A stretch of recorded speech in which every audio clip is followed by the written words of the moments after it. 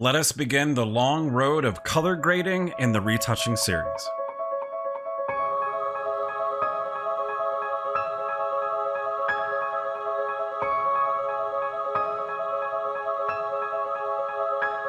Hey folks, welcome back to the channel. I'm David Bird with Reimagined. I'm an award-winning photographer and Photoshop artist that specializes in fantasy composite art. We're here and it's time to begin the long road of discussing the all-encompassing phrase, color grading in photography and in Photoshop. This is an exciting next step for the Retouching series, but also will be a longer one because so much of the artistic enhancement of an image involves color grading. This term has evolved over the years of digital photography artwork, generically referred to as editing long ago, then retouching, style, look, the list goes on and on. Color grading isn't the sole process that provides the foundation for these terms, but it's certainly one of the most important parts of it. You can tell the story of the image with color. You can drive the audience's focus with color. You can transform your image into a whole other world by enhancing or even removing the color. Color is definitely key and the major cornerstone of my fundamentals of Photoshop artwork: color, luminosity, and detail. Let's take a look at the overview of today's tutorial. First, we'll discuss the difference between color correction and color grading in Photoshop and give you a brief example of this first step in the editing process. Then we'll move into Photoshop and explore the first of many tools to begin the color grade, the Selective Color Adjustment Layer. Before we head up to Photoshops, I'd briefly like to mention that this channel is 20 subscribers away from hitting the big 1K 1000, and if you are new to the channel, I first welcome you to the adventure and ask that if you like the content you find here today, give the video a like and consider subscribing.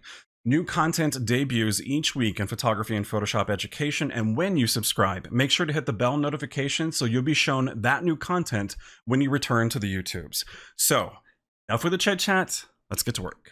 To get started, let's make an introduction. This is my wonderful friend Kiara, and you can see more of her work by visiting the Instagram account at the link below. What is the difference between color correcting and color grading? Simply put, color correcting is editing the color for the first time to get it as accurate as possible to the real colors that are there in the scene or the subject or whatever you're photographing. So regardless of the genre, regardless of the subject, when you take a photograph, the color can shift. The camera can perceive colors in different ways, and the colors can shift from image to image. When you're working in photography, whether you're inside of a studio or shooting outside, whatever you're photographing, it is always wise to take a white balance card shot or a gray card shot. I use a color passport from X-Rite that has a gray card on one side and then several different colors on the other side. So I can use either one of those to be able to white balance the image, which adjusts the colors within the scene and the luminosity values to a degree, or the other side that has multiple colors that I can use in many creative different ways. And so if that's something you're actually interested in learning about, let me know in the comments below and we'll cover the color passport from X-Rite. When you white balance, using that card, you can use that one photograph inside of Adobe Photoshop or Lightroom to be able to color correct all of the images that are in that sequence. So a sequence is a lighting pattern. So 3 different lights in a scene. In this scene that we see on the screen, this is actually just one light. So as long as she's wearing this same sweater in this same environment with that one light, that's a series, no matter the pose. So if she were to hold up the color passport or a gray card, I could take a single shot of that. And then with that one image, I can color correct all of the images of that series or that sequence. You can also do a custom white balance on set in the camera. You can have the model hold up the gray card, take a photograph of that, and then use the camera software to be able to do a custom white balance and use that white balance during the sequence. However, once the lights change, once the clothing changes, the scene changes, you have to repeat the process. So I prefer to get a gray card or use my color passport on set to get that one single shot for every sequence that I photograph. Now, unfortunately, for this series, I forgot to take the picture. The color passport was in my back pocket and I just forgot to pull it out and take the shot. So ultimately, I have to look at this image now and make a determination about color correcting. In this image for a studio portrait, the first thing that I'm going to look at is obviously her skin tone. And regardless of ethnicity, every human being has red, yellow, and orange in their skin tone. So when I look at this, I make a determination, does this image reflect her actual skin tone in real life, in the real world? Because I don't want to produce a bunch of images for her and then have her go, wow, my skin looks a little orange or my skin looks a little pale. So I need to make that evaluation, and it would be so much easier to do if I had gotten the gray card shot, but ultimately I have to do it by just looking at it. So there's a couple of different tools inside of Adobe Camera Raw that you can use to begin to adjust these settings and to adjust these colors, or simply put, color correct the image.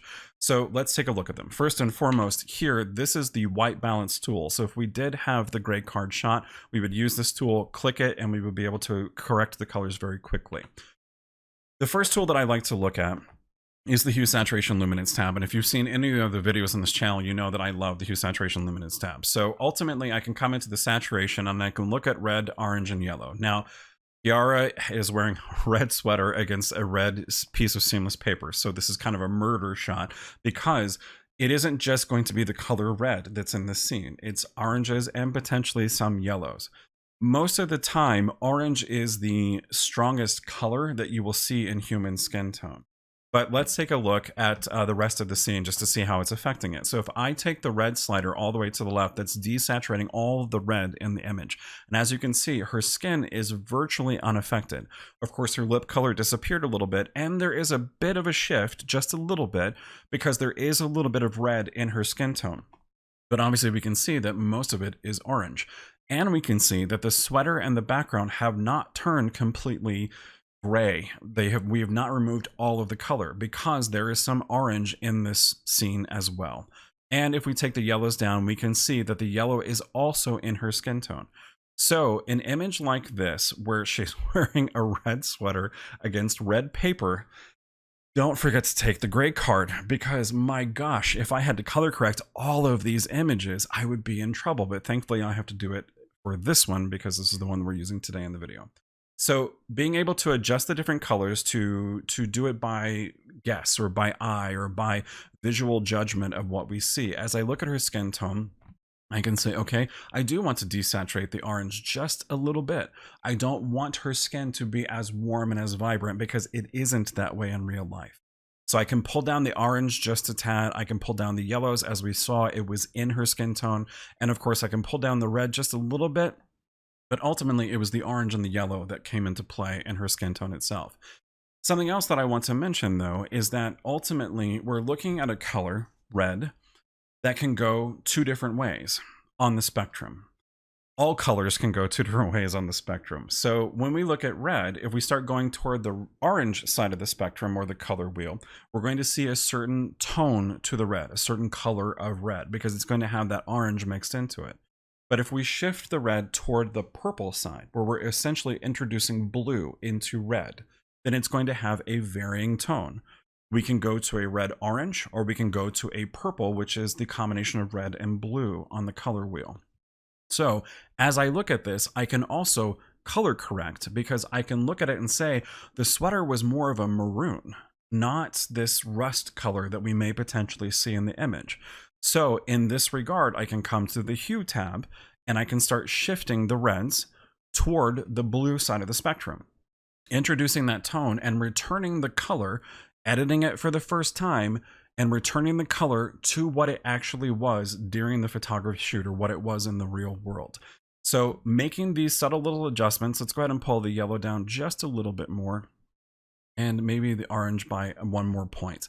This, based upon my monitor, which by the way, I do a color correction on my monitor. I do an ICC profile of it using X1 or X1, I1, the color monkey thingy you put on your screen, and it samples all the colors and it makes a new monitor profile.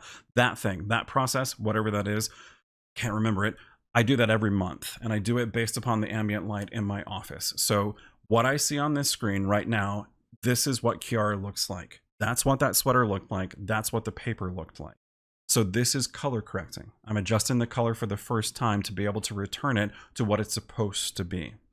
Color grading is enhancing the colors, adjusting the colors, changing colors, replacing colors, getting rid of colors, doing anything with color to artistically enhance the image. Color correcting is getting the image back to what it was supposed to be. I'm going to show you a couple more things really briefly. I'm going to return all of these to 0. Go back to Hue and return these to 0, because I'm going to come back to the basic tab. There's two more things I want to show you.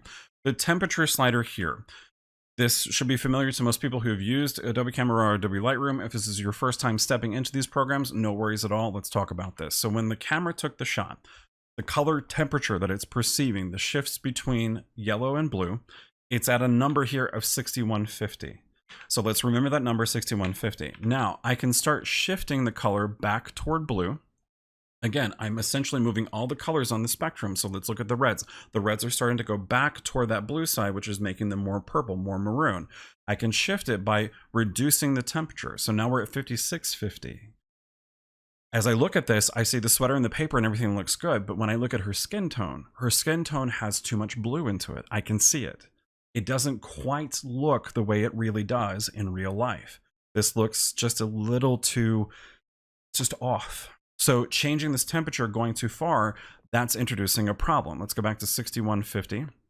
If I start shifting it more toward yellow, I'm starting to get the sweater and the paper more in that rust tone and more into that orange side and yellow side of the spectrum as we keep going. Of course, her skin tone looks like an Oompa Loompa now, and that's not going to work. But this is one of the ways that you can color correct by shifting the temperature of the scene itself. I would not recommend using this as your first method of color correcting, but it is an option to be able to shift these and get them back to what you need it to be, what they were supposed to be on set. The last thing that I want to do is come up to the white balance settings here. So custom white balance setting right now is what it's perceiving from the raw file itself, but these are essentially built-in custom or built-in white balance settings that are very similar to what would be in your camera. So you can go as shot, or we can switch it down to auto white balance. Auto white balance, we see, obviously does not interpret this very well because this is Adobe Camera Raw trying to do an auto white balance in the scene and not a Canon camera, a Nikon camera, a Sony, or whatever. So daylight is often one that I will explore in Adobe Photoshop because daylight does a wonderful job of finding a good balance between red, orange, and yellow and being able to balance them out just a little bit. And as I look at this, this is pretty close to what I would expect to see, but I can still see some tones of yellow in the scene and her face that are a little too vibrant. And I'm seeing some areas where it's been a little too desaturated in the yellows and the oranges. And this just isn't an accurate reflection of her skin tone. We can go to some of the others and explore them. Cloudy, which is, again, depending upon the overall luminosity information, color information in the scene, we can see these different effects. So this is something to explore and to be able to look at whatever controls you have access to be able to color correct the image itself and get it back to those basics. We're back to custom. So ultimately what I'm going to do now before we go into the next section for color grading and looking at the selective color adjustment layer is that I'm going to go back to the Hue Saturation Luminance tabs and I'm going to adjust all those different colors to get her skin tone back. And then I'm going to make some basic adjustments of the image, processing highlights and shadows, white and black points, the lens profiles, and so forth. If you're not familiar with any of that and you want to take a deeper dive and look at that, then look at the video above that will take you to the beginning of the retouching series where we talk about processing images in Adobe Camera Raw to get them ready to take into Photoshop for retouching. So hang on, we'll be right back and we'll continue working on this image. Okay, we're ready to start exploring the Selective Color Adjustment Layer, which is my favorite tool for color grading in Photoshop. So I'm going to come to the adjustment window here, and the last one in the list is Selective Color. I'm going to click it. It will populate the adjustment layer here at the top of the layer stack. This is what's populated in the Properties tab. If you don't see the Properties tab in your Photoshop, just make sure you come to Window and then come down and click Properties and check it here, and that window will populate. So let's talk about what we see in the Properties tab, explain what the Selective Color Adjustment Layer does, and then we'll of course start using it to color grade the image itself. So when we look at this section here for colors and I click it, we get the drop-down menu, and this is where we really can understand what the Selective Color Adjustment Layer is. There are two ways that Photoshop sees color in an image. It's either RGB, which is red, green, blue, or CMYK, which is cyan, yellow, magenta, and black. Those are the two color foundations or whatever term you want to put on top of it. And depending upon the needs of your work, especially with print labs, sometimes they'll want it to be converted into CMYK. Sometimes they want it converted into RGB. So when we look at this in the Selective Color Adjustment Layer, of course we have access to all the colors of those two foundations. We have red, green, and blue, and we have yellow, cyan, magenta, and black. We also have the white and neutrals because Ultimately, the selective color adjustment layer gives us the opportunity to do something really cool, which is to add color to the luminosity values within the image itself. So if we think about white, black, and gray from a luminosity perspective, white is the highlights, gray is the midtones, and black is the shadows within the scene. When we move the white and black slider around in Adobe Camera Raw or in Lightroom, we're adjusting the overall black point in the image or the white point, but we're not actually adding color to it, nor are we actually adding pure white to the scene or pure black to the scene. We're simply adjusting the black point that the camera is perceiving all the data within the image that Photoshop is interpreting and accessing more of the black or more of the white. With selective color adjustment layers, we can actually start infusing colors into those points within the image, and you'll get a very stylized, interesting result. So let's look at the red slider here, the first one. So we're targeting just red. So now within this image, all we're going to do is manipulate the reds in this scene. Now, I chose this image on purpose because she's wearing a red sweater, red paper, her skin tone has red in it, as we just explored in Adobe Camera Raw. So we're going to see some interesting changes and effects take place with this one adjustment layer.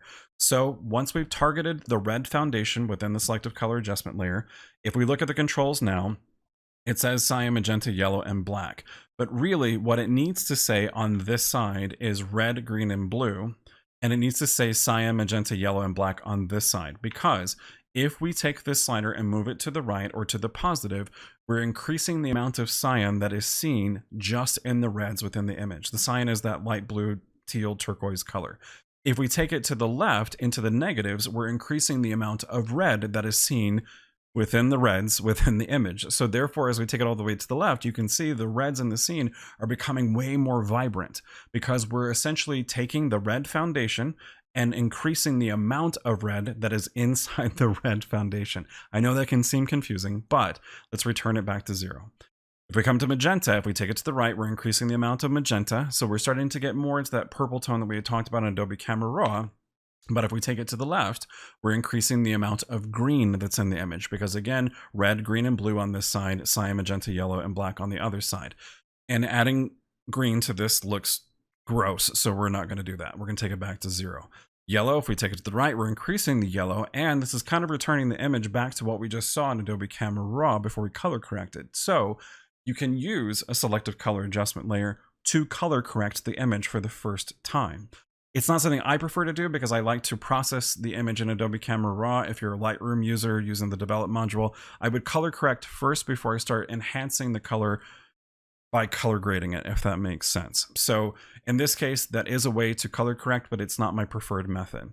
If I take it to the left, I'm of course increasing the amount of blue that we see within the red foundation of the image.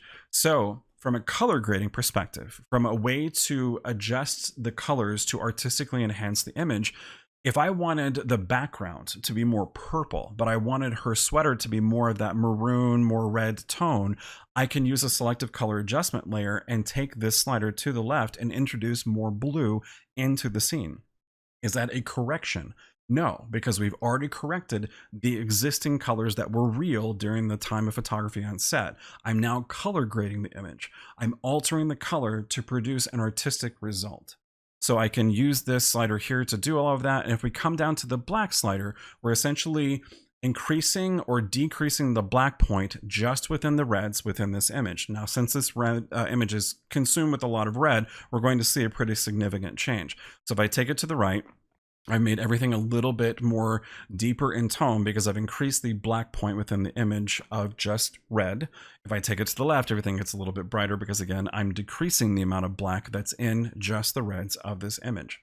If we come to yellow, we're not going to see a lot of changes because as we saw previously in Adobe Camera Raw, it's really, the yellow is really only showing up in her skin tone. So if I take it, left or right, we're seeing just variances, very few variances within the skin tone itself. And as a side note, that's why I like the Hue Saturation Luminance tab in Adobe Camera Raw, and I often use it as a filter because it gives you control over the color orange, and we don't have access to orange here in this adjustment layer. You can get access to orange kind of by using Hue Saturation Adjustment Layers. You just have to change the range, and that's a lot to do to be able to access the color orange. And as we just saw, the color orange is a very powerful color in most pictures of human beings because, again, regardless of ethnicity, you have red, yellow, and orange in your skin tones. So the yellow slider is not really going to do very much for us, but we could explore all of these and make little subtle variations. Again, from a color correcting perspective, we could use this to start doing some color correcting and introducing blues into the yellows, or more RGB, more yellow into the yellows, or blues, however we want it to go. So ultimately, it's not going to give us too much here. Of course, we can make her skin seem a little bit brighter because we're taking out the black point within the yellow now in the image, or we can make her skin seem a little more tanned by adding more of a black point to just the yellows that we see in the scene. So ultimately, it's not really worth exploring the greens, cyans, blues, and magentas. Maybe magenta just a little bit because it might appear in the sweater just a tad, but there's going to be minimal change. I want to now go into the white, black, and gray section of the selective color, and ultimately we're going to deal with the gray and the black because adding color to white is difficult. I do a lot of gelled glamour photography, and so when any models wear any kind of white clothing and you use gels on top of your lights, whatever color you use, however hot the lights are, it's really hard to see the color on top of white. You can definitely see it on top of gray. It mixes with gray incredibly well, and you can see it against black depending upon the materials that you're using. If they're wearing leather or pleather or some kind of shiny reflective material, then the colors will bounce off of it. If they're wearing like black jersey knit, it's not going to show up as much. But in the selective color adjustment layer, dealing with the gray section and the black foundation, controlling colors, we can start adding colors into it, and it creates really interesting effect. And it's a great way to create a stylized look very quickly. So I'm going to come to the black foundation in the selective color adjustment layer. And of course I could increase the black point, or I can take it out and we can get this look here. It's almost like a solarized kind of feel, or I can take it to the right and make the image really dark. And that's an interesting little look, and that's fine, but there's other ways to achieve that. However, if I come and start introducing colors into this scene, in the black foundation with selective color adjustment layer, I can create that result. And so this is something that I do in every single image I produce. Whether it's a headshot for a commercial client, or whether it's my own personal artwork or image competition, whatever I do, I always do this step because I love being able to add color to the black point within the entire scene itself. So looking at this, there's a lot of red into the scene. What color would I want to add? Well, we would go to the color wheel, and the opposite of red on the color wheel is green. As we just saw a moment ago, adding green to this is just makes me a little hot and sweaty, and I'm just not doing that. So I want to add blue because blue is often paired with red in many different ways. So if I come down to the yellow slider here, if I take it to the right, of course, I'm going to start adding yellow to the black point within the image. But if I take it to the left, I start increasing and adding blue to the scene. Her black hair, the black point, she's wearing black leggings, the black point, the shadows, they're all taking on this beautiful tone of blue. And it's quite beautiful, I think. And again, with all adjustment layers, they come with a layer mask. So I could start painting away from her skin if I wanted to, but ultimately I don't, because this one change, this one adjustment layer, if we didn't mess with any of the red sliders or anything else, which we didn't, we returned them to 0, just this one simple little change creates a stylized look. And we've seen this look before. We see it in magazines and pictures and all kinds of stuff. And as a photographer, as a Photoshop artist, I'm sure you've seen stuff like this and think it's a really complex action. What was the action? What were all the 17 different steps you did inside of Photoshop to achieve this? One adjustment layer. One control, understanding what it does. You have to understand why things work in Photoshop. So this is why I chose to begin the color grading part of the retouching series with this adjustment layer, because it does give you tremendous control. And we can look at it in other images that are not predominantly red, so we can see how the various colors within the scenes work. When I'm working on cosplay composites or fantasy composites, they'll have many different colors in the scene, and I will have multiple selective color adjustment layers into the scene because it's sometimes very difficult with the amount of adjustments, the amount of color grading that I do to the colors in an image, it's sometimes hard to control all of that with just one selective color adjustment layer. And that's why I think adjustment layers are very powerful tools in Photoshop, because they're gateways to tell Photoshop what to do with the layers below. So you can create as many as you want and control and get effects and build on top of them. That's part of what color grading is all about. There isn't a set of stereo instructions or a certain sequence you have to follow to quote unquote color grade. It's experimentation with color, adjusting color. And as I said at the top of the video, color is so integral to the artwork of an image. And there's so much you can do with it. So briefly, before we finish up for today, let's look at the gray point here, the gray foundation in the selective color adjustment layer. Going with that blue theme, we can start adding a little bit more blue into the scene. And again, we're doing it from a mid-tone perspective, excuse me. The dust in Arizona right now is horrible. We've entered into spring, everything's in bloom, allergies are crap, and there's so much dust. So ultimately, I can start increasing the blue again, and we're getting even more of an interesting effect. And in those neutrals, I can also start decreasing the overall values, adding more black point to the midtones, if that makes sense. So we're getting even more of a rich, interesting look to this scene by controlling just two elements of all of these foundations that the selective color adjustment layer allows us to work with. Adding some more red to the scene to, again, build upon the existing predominant color within our image. We can add a little bit of magenta too if we want to. Come back to the black point, maybe add just a little bit magenta to the scene, a little bit more red, and there is a color grade. There is an artistic enhancement to this image using one simple tool inside of Photoshop that's sitting right there. So let's have some final thoughts and finish up this tutorial for today.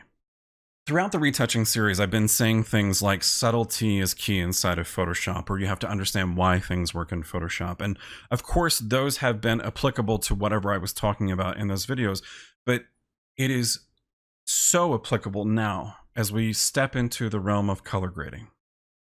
Because, as I just said, there is no set of instructions. There's no stereo instructions of how to color grade. Yes, there are instructions you can follow to achieve a certain look with color grading that you are trying to create for yourself. But what makes color grading so powerful and so vast is that there are multiple ways to enhance the color. Color is so integral to being able to create the story, to enhance the artwork itself, to drive the audience's focus and beyond. And knowing all of these simple tools to color grade gives you vast control. If you're a new user to Photoshop, if you're stepping into digital photography and digital artwork for the first time, I hope you see how easy it is to create a stylized look for your artwork by using that one selective color adjustment layer. But in a way, it can be a little frightening because there are so many things now. So many simple tools like selective color adjustment layers that you can use in tandem to build the color, to enhance the color, to create an artistic style for your artwork itself. If there's any advice I could ever give as you step into color grading, it's this. Get a color wheel. Get a color wheel and print it off and put it next to your monitor. You can go to Adobe Color. It's a website through Adobe. Go to, I think it's like adobe.color.cc or something like that, but just go to Google and type in Adobe Color and it will take you to a website. It's a wonderful tool and resource to be able to use to create different color schemes, but to be able to just simply understand the triad of colors in the color wheel, analogous colors, complementary colors, and so forth. The color wheel is everything. It is your roadmap and your guide into color grading, into artistically enhancing your image using color itself. So that concludes the adventure for today. Thank you so much for watching. If you like the content you find, please give the video a like. Help us reach those 1,000 subscribers and beyond. Please let me know in the comments below. What makes sense with this as far as the selective color adjustment? What other different one layer, one adjustment layer, one tool, what is your preference to use to be able to enhance color into a scene? Because the color grading aspect of the retouching series is going to be quite long. and I want to explore a lot of different options that I use. But as with all things in Photoshop, there are so many things inside this program that I don't know how to use, and I've been using it for 20 years. So let me know in the comments what your favorite tool is for color grading inside of Photoshop, and we'll potentially explore that in one of the future videos in the Retouching series.